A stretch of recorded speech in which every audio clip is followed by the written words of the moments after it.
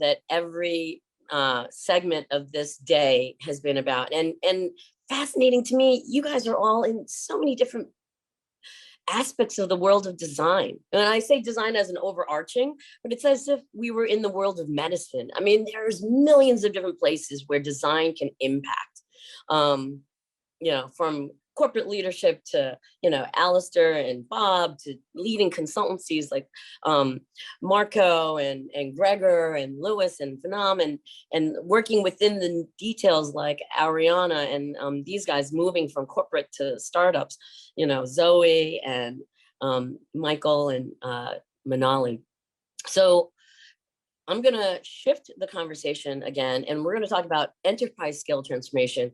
And want to bring to the table Hung-Hsiang Chen and John Jamieson, some new and old friends of mine from recruitment as well. I'm going to give you their backgrounds. Hung-Hsiang Chen is an entrepreneurial leader with more than 15 years of management experience building effective multicultural product design teams that deliver innovative results. Proven track record delivering outcome-based design through holistic user experience in both the regulated environment and consumer sector. He's achieved business goals by developing trust with clients and stakeholders, aligning design teams to strategic objectives, recognized as a thought leader, serving as a presenter at several design conferences. He excels at fostering a collaborative relationship with key stakeholders, business leaders, technology committees, clients, and partners.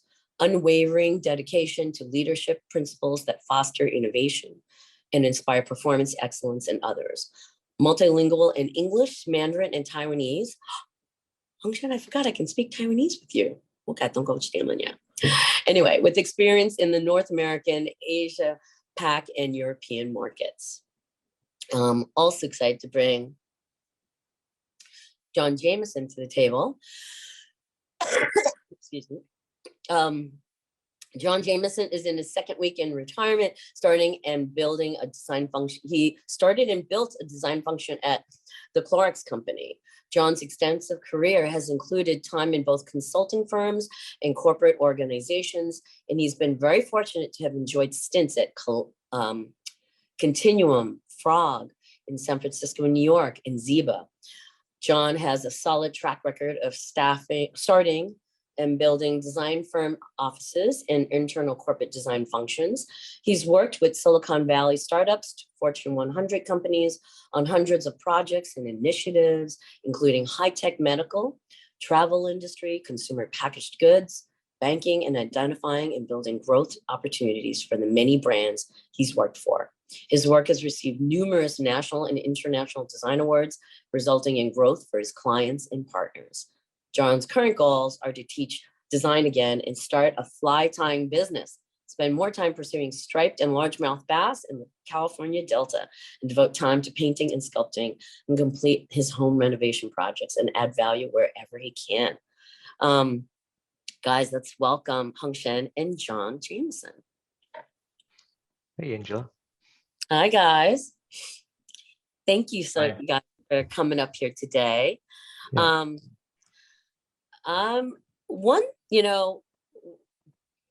Bringing you two back up again, I know you guys can talk to, it's funny, when I spoke to each of you, you separately had said, well, when John, a while ago, you would say, when I was at Clorox, and Hung-Hsiang, you were talking about Eli, like these companies had extensive design teams, but you were talking about evolving it to the next level. Right.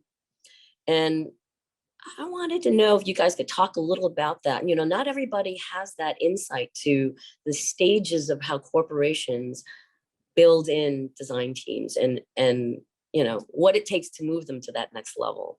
Just curious if you guys can share your experiences on that and what, your perspectives. Sure, I'll take a stab at this. So when I came to Clorox, I had spent 28 years in design consulting before going to Clorox. Clorox was a client of ours, and that's how I met Clorox and met the team there. So I ended up taking a position there, and they had no design team at all. There was no design function at all. And so I kind of walked in and said, okay, I'm here and let's figure out what to do. So I had no intention of going there and building a team. I was going there to go back to be a design person. But what happened, it evolved was as projects started coming in, they were asking for the wrong things.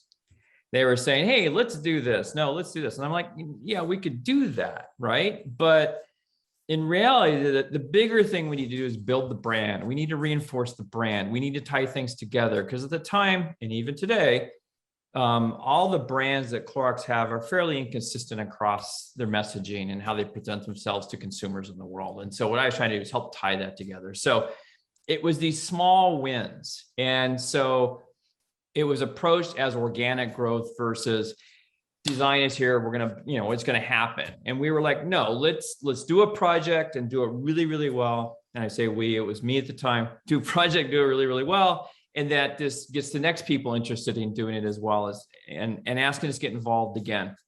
And so that's kind of how the group grew. And so it's been a slow organic growth. And then over time, we've moved the work further upstream from pure ID work to now we're working with M&A.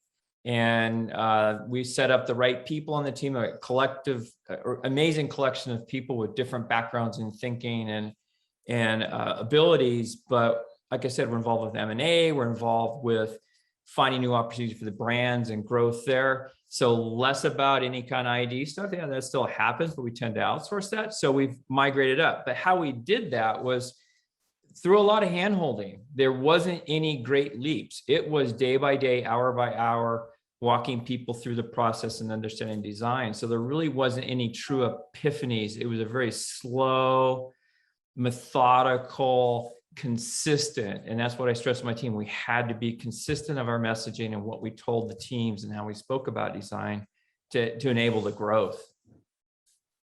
I love that you pointed out the fact that these shifts take time, right? People who haven't been in that role assume that you can just come in, have a meeting, let's do a workshop, and all of a sudden all the product leaders are saying, okay, great, let's just do this, right?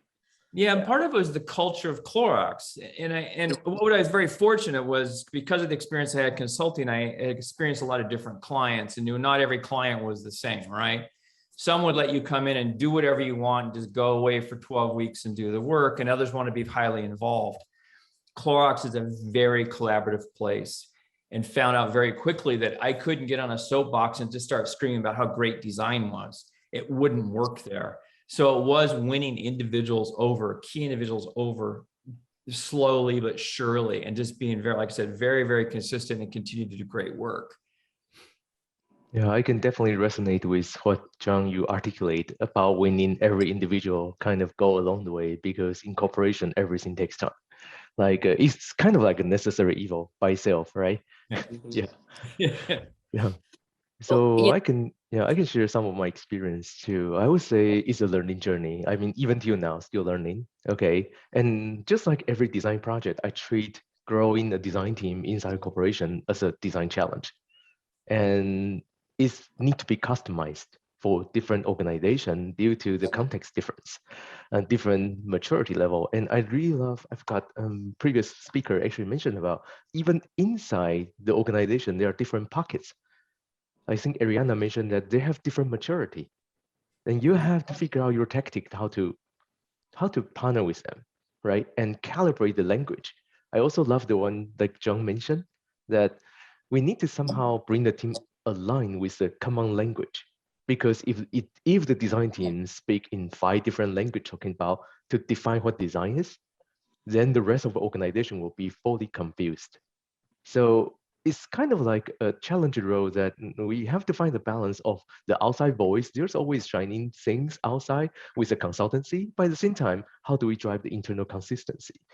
So come back to my experience is I have the fortune to always join a company, try to start a design team for several times.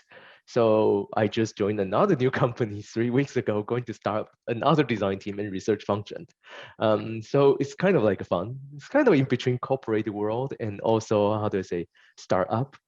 And with a very different challenge. Like, of course, there are some resource, but in a way that this kind of team have to quickly prove their value inside the organization because there's a lot of non-believer. Why you are coming here to take away something from us? You easily come into a political war, right? If you don't handle well. And however, I think the part that what I want to position myself and for the design team is we come here to help, right? And eventually, yes, we're going to take over. Let's just be honest.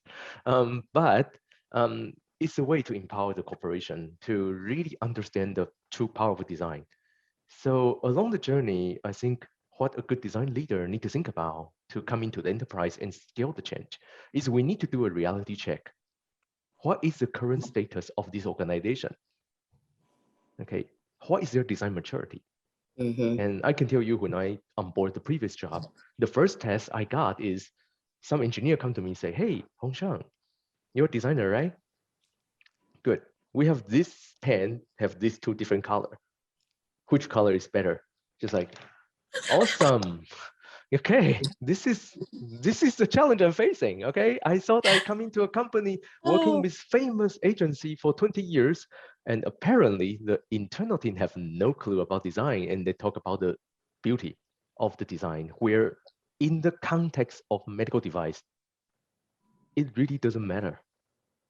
Yeah, it's not like the color doesn't matter. Don't take it too literally, but it's more like it doesn't matter. My personal experience or taste influence that product. It's about what is the rationale behind of choosing specific color that influence the use in that context, especially it is not a consumer product. So Angela, I kind of just cut you off.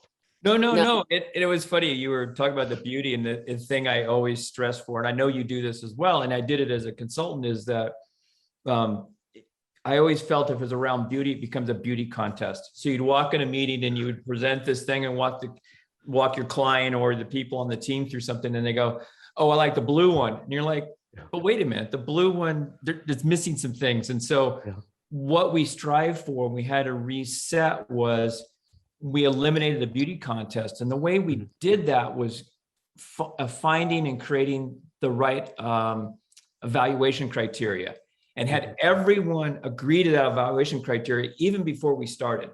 So then that beauty contest went away. And as you know, that's just a nightmare within a corporation. I mean, to get everyone to agree on selecting 3 bullet points took months and months and months. But we found that it was so valuable to do that. It made leadership buy-in and made things go through the process. If we didn't have that, or we missed that step, it would blow up. It was just a really interesting phenomenon. Very interesting. Yeah, indeed. Go ahead. I was going to say one other thing you mentioned, and you touched on it. I want to go back a little bit. What I've noticed, the biggest difference in a consulting firm and a corporation is, in a consulting firm, the client wants you there. The client already acknowledged that they're going to okay, it's going to cost us a lot of money, but we're going to bring this outside partner in, and they're going to help us because we can't do that. When you're inside, you don't get that respect. You get, you're a necessary evil and I have to talk to you. So it's a harder sell for us being internally, you're laughing, than being external. Because this team's saying, oh, here comes John again with his team. It's going to be expensive and it's going to take more time. And so they're going to make us do a charrette or a workshop. It was just like, oh my gosh. So anyway, I'm sorry, but that was just an interesting nuance that it took me a couple of years to realize the difference. And you are spot on. I think this is the part that why I always still maintain a flexibility working internal and external. Like most of the time when I build a team, right, I will have a clear alignment with my stakeholder and leaders. Like, first of all, let's just do a reality check. We are not going to build a 40-person team internally, okay? Because it's not feasible for certain industry. And also it's going to, how to say, let the team lose the power of flexibility. I love the way that we have a mix of the talent in different way, because some people like to work in corporation, right? Because the beauty of working corporation is you can get your hand dirty, and you can, if you join the right team, you can influence the strategy. You can really see the things from the beginning before you even hatch, all the way to launching to the market, and you can hold on to that. For a consultant, the challenge is, there's a diversity of project, but you touch each point, but everybody want to have a different flavor, and the talents come from everywhere. So I want to create the opportunity to kind of latch inside and out with the internal team, with a freelancer, with the external consultancy. And I think Bob and I work together in Eli Lilly. So I actually invite him, just using his expertise and knowledge to help me to advocate for design. And he did an awesome job to help me and then build that credential to use as an outside voice to educate the internal team what design can be. And like you say, John, people tend to listen to the outside world. Even the message is the same, but it's much more powerful. And especially with people like, like Bob, right? Like a very powerful, like with a really substantial like a resume and experience can put on the table. So it's just fascinating to me about. But the one thing I do learn though, it doesn't matter where you go and where we work, in which country, right, in which continent, people are people. Yeah. Like Yes. yeah, it's about the same. Like the tactic doesn't really change. I think the difference in nuances is more of there are different way people like to find that balance, and how do we make decision could be different. Some organization want to be more collaborative, co-created. Some organization or country would like to be more hierarchical. Yeah. And no right or wrong, but it's just as a design leader, like in the team here, like I think we all adopt and learn how to be, I call it more of a cultural chameleon. Yeah. Try to fit into the context, and sometimes we have to wear different hats and different kind of clothes. Sometimes we are like evangelist, sometimes we are educator, sometimes we are manager, try to calculate the numbers, right? Sometimes we marketing people, try to market our own team. Yeah. So stuff like that. I just enjoy the journey so far. Yeah. Yeah, I enjoy that as well. All the hats you have to wear in one day or in 15 minutes. We're dealing with Yeah. a budget question, then you have somebody's upset about something, then you have, and so, Yeah. but I enjoy that. I enjoyed that a lot. It was fun. And I think that's one of the things I think the takeaway, I know there's a less experienced people than myself on this call. My hint would be to them is, in your meetings and in your reviews, pay attention to the personalities and try to understand why people are asking certain questions and when, and how do you answer it? And if you don't have the answer, how do you address it? And I think that's really key in consulting or corporation life. It's that client management is always the issue when things happen. It's always the expectations being misaligned or when things blow up, and you want to avoid the blow ups. So, but it's nuanced. It just makes it fun. I always looked at it as I was glad when someone was pissed off, because we can make them our best friend within a couple of days. And so I always kind of sought that out. Yeah, John, you brought up a really good point. Yeah, so much of this is human, right? And when you're working with your clients, listening, you're right, catching that nuanced sense of weight, especially when they don't comment, right? Where they seem to yes and say, okay, but then you notice that they're not really understanding and reaching across the divide. And Hung-Hsiang, I can't believe that this is your specialty, building design teams in corporations, doing it again, and knowing what their preconceived notions are maybe, and how to kind of catch them up to speed to how they really need to understand how to invest in building a solid design team. Yeah. What do you think are, for both of you guys, you both have been in that, seen a corporation and building design in-house. And again, not a lot of creative professionals have been in those positions like you guys have, and like Bob and Alistair, where you've been, and Ariana, and like those of you who have been in the corporate environment. What do you think are the, I don't know, preconceived notions or of how corporations can need to bring in design, right? And it's interesting, Hung-Hsiang, your story about, oh yeah, they come in and they ask you what color when it's beyond color. It's yeah. Do you want to take this one? Sure. Well, maybe let me answer it in my own way. Okay. I feel like, to go into a corporation, I think there are things that we need to be more mindful, right? Corporation is not a steady water.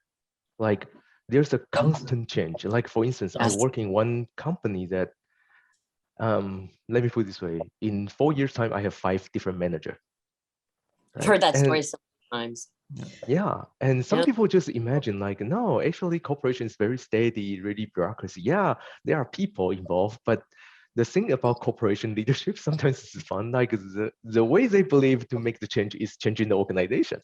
Okay, and people move, mindset will move. Hopefully, things will happen. And I think in a way that many leaders have to be very adaptive. They're kind of changing accordingly. At the same time, like I also thinking about there's a couple things happening in corporation too. There's always a pendulum effect. Sometimes the corporation want to centralize the capability. Sometimes they want to kind of build it into the BU. And this kind of pendulum, as a leader, you need to be very sensitive of where the pendulum is heading to, because you don't want to sell the wrong idea to the wrong people, right? And then you have to ride with the wave and then kind of maximize the effect that you can gain and make the momentum for the team. And I think the very last one, I feel working in corporation is have to be very careful that I see a lot of design team leader make a mistake in the corporation, try to sell design as a service. Sorry to say that, I don't believe that. I think we can buy design service from outside, but inside as a design team, we shouldn't be as a service. We should be as a strategic partner, as a business, as equal, seeing eye to eye to my BU partner, just like we are creating strategy together. But that is a very hard maneuver to turn it It around. is. But It it is. is critical. Yeah, So because thinking about this, right? have If you ever sorry, orchestrated yeah. that? Yes, I think that's important because I see people make the mistake to a point that the team becomes like not beauty competition, but cost competition with outside. And that is a death sentence for the internal team. Yeah. Okay, Right. because no matter how, internal team will be always been see slower, more expensive, right? Like what John say. I mean, we're laughing, but that's true, right? I mean, because there's always place that you can buy cheaper, better, faster, whatever design, right? And you can buy more flavor. And there will be always people want to deliver service, like give you 100 design drawing in a dime. Well, And they're a but smaller organization and they're not beholden to the corporate, you know, processes and yeah. yeah, Yeah. And I think the role isn't the role inside corporations a different role, right? This is the role that you guys uphold internally. There's an absolute value for it. We need to actually become the advocate for design, like emphasize what is design maturity and quality and strategy look like inside your corporation, and level that up to a point that actually for me is an enterprise transformation about the culture of respect of design. And that's where you need someone internally and externally to partner together, because it won't happen only by internal team or external team. You need to leverage each other's strengths. So. Absolutely. I completely agree. I think that, and I agree with everything. Like couple ads. One was, we always set it up and I had to file. This is one of the biggest battles I had at Clorox. It became a nightmare, but finally won that design controlled design. So our internal team controlled all design internally and externally. And we were the conduit between the external teams and the internal teams on every project. That was a huge decision, a point of we had to hit, and we hit that and it worked. But that took, oh my gosh, lots of intense conversations. The other thing I learned, it was only a few years ago I found this out, and I wish I had known this many years ago, is going into these conversations internally with internal teams, you've got cross-functional teams going on. You've got R&D, you've got marketing, you've got the brand team, you've got research, you've got PSO, product supply.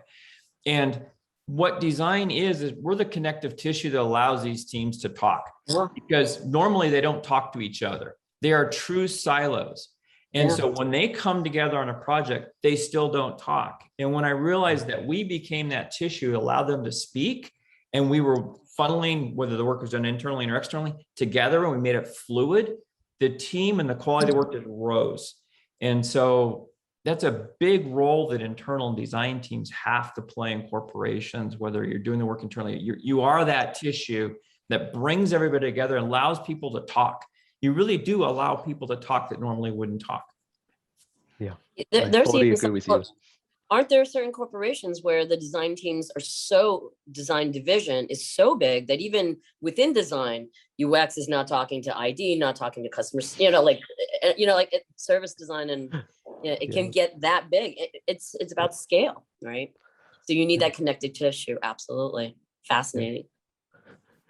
Yeah. And the last thing I always yeah. worried about was, and this is what kept me up nights my entire career, was the quality of the work. Whether the work was done internally or externally or by who, we had to ensure the quality of the work was a high quality and we exceeded expectations, and we felt really good about the work. And so it got around that issue of, well, internally it takes too long and it costs more. Well, if our quality is better than external, does it matter? And so that won us a lot of conversation, even though we weren't taking longer and cost more, but we just ensured the quality. Whether we did it or someone outside, it didn't matter the internal team as long as the quality was there. And that I lost more sleep over that in my life than anything else. Yeah, I mean, I also agree with John, definitely that kind of as a leader in the organization, sometimes just I have to admit, I'm not a good designer, okay? So, but I love to work with a lot of great designer and empower them to do good design work. So I think, John, you mentioned about something really, touched my heart too, is as a leader, that the quality is actually the team's credit, right? And how can we help the rest of the team beyond the design team becomes knowledgeable to see what we see about the quality, because design is so vulnerable in comparison to manufacturers. Say, hey, by cutting this part or make this bigger, we can save $5 per piece. So design, what's your defense, right? And however, I think one thing can make a difference as an internal design evangelist is to change that understanding of what the quality can be and help people to see, not only in the project but in their life. If they can see the quality of the design just like what we are, then they will appreciate every detail and know what you fight for and fight with you. And that's where you can earn people's respect too. And along project by project, connection to connection, even there will be people disagree with you, always fight with you in the company, they will still supporting you and respect your fight. And that's the very key important thing that makes internal design team different than the external.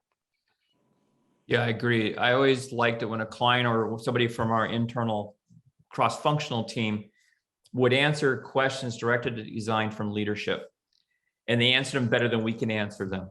And I always felt like they finally got it. They understand. And like you say, they were fighting for us, which was a phenomenal thing for us. And we really enjoyed that. Didn't happen often, but when we did see it, it was a real fun time. I really appreciate it. I remember those days. Yep, same here.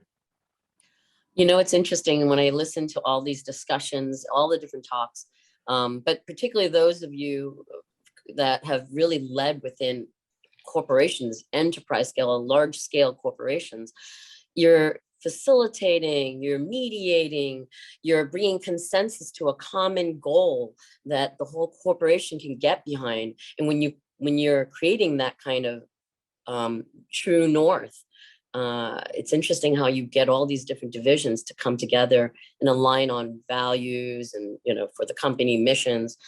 I have to tell you, I'm just thinking for a moment, I'm like, couldn't some of you, there should be some of you who could go into leadership around cities and government, because it's the same thing. It's when something is that vast and that big, you're needing to have someone who can listen to all the different voices. I don't know, it's just a tangent. Like, you guys are bringing together corporate goals and getting everybody on the same, on the same page.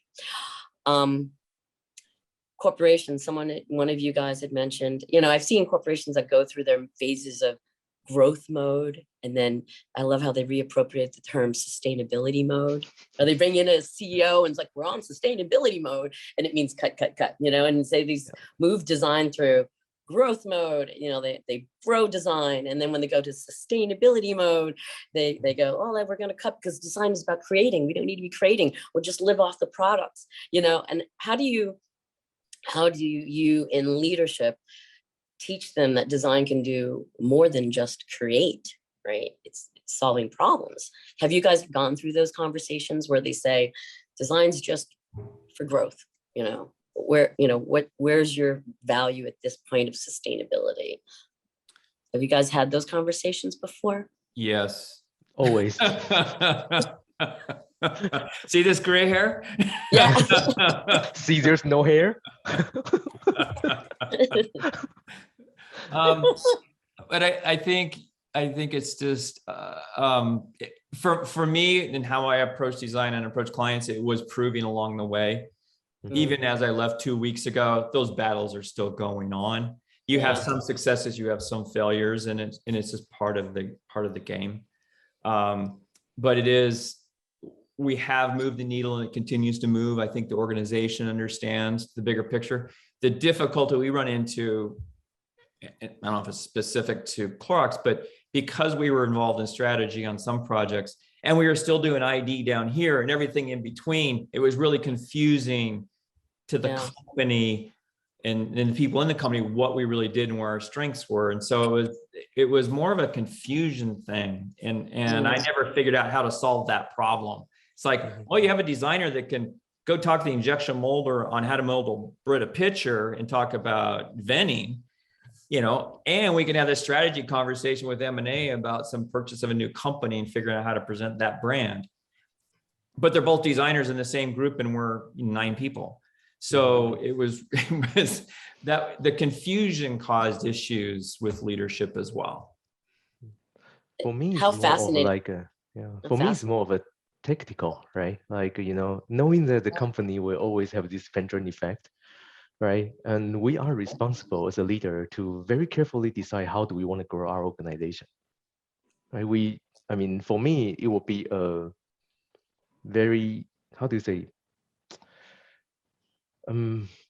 arrogant kind of mistake that we only want to grow people this is a very common mistake for a corporation person. Like, the more people report me, seems like the more power I have, right? But that also means like when you grow too rapidly and quickly, couldn't prove the value and connection to the value, then when the wave comes, then we are going to face a cut.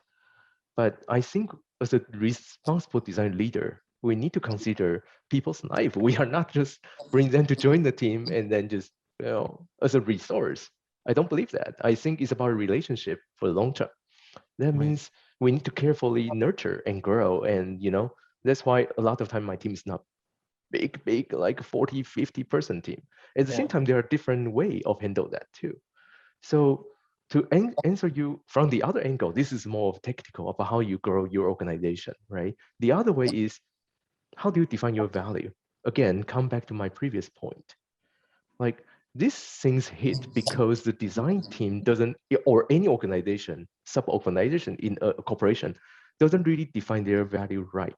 If they are targeting on cost saving and efficiency, which is necessary evil, not the value-added organization, then like, are you an R&D organization, create value, or are you like profit and loss, like try to operationalize, right? And I would always choose to become R&D. But that also means when you as a design leader in organization choosing project and position design team, you have to be very articulated about where do you want to put your bet. Because maybe some project is very easy for you to handle, but they will actually turn the team into operational team. Like, hey, can you do this graphic drawing, and turn it around in 2 days? Yeah, I can, but I don't want to, right? And that's a choice that the corporation leader have to be very careful of making those choices.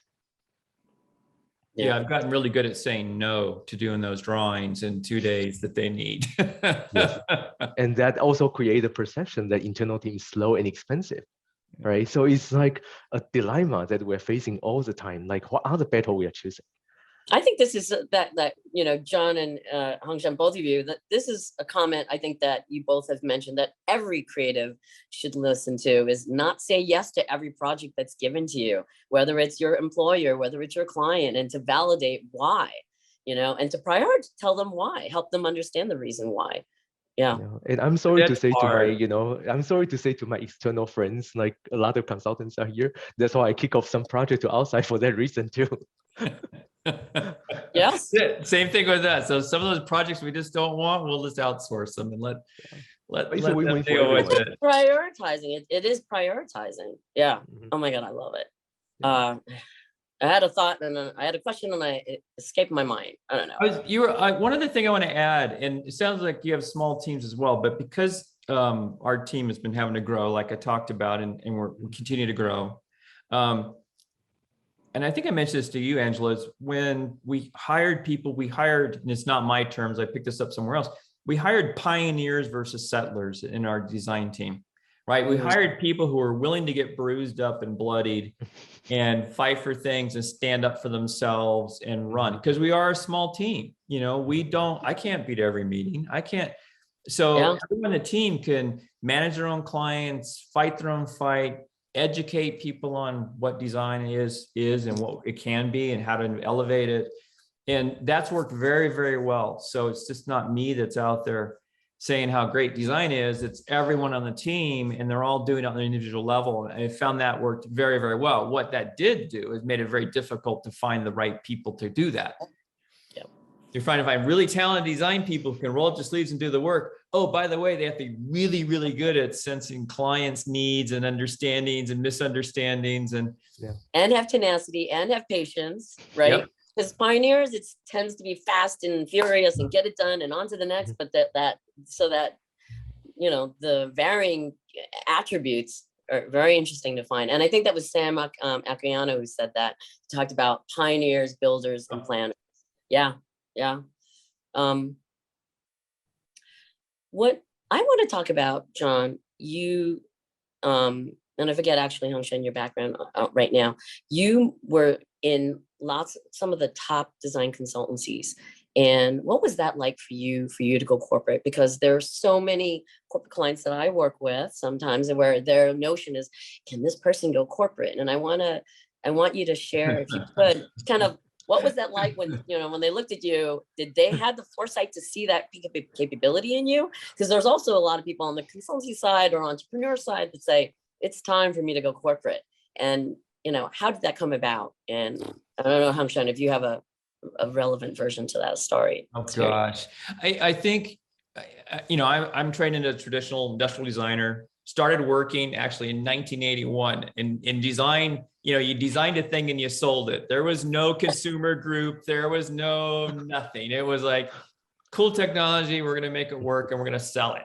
And so the industry has morphed, right? As we all know. I mean, that work still happens, but so I was able to morph, and very fortunate to have morphed by working at the right places and having my head up, right?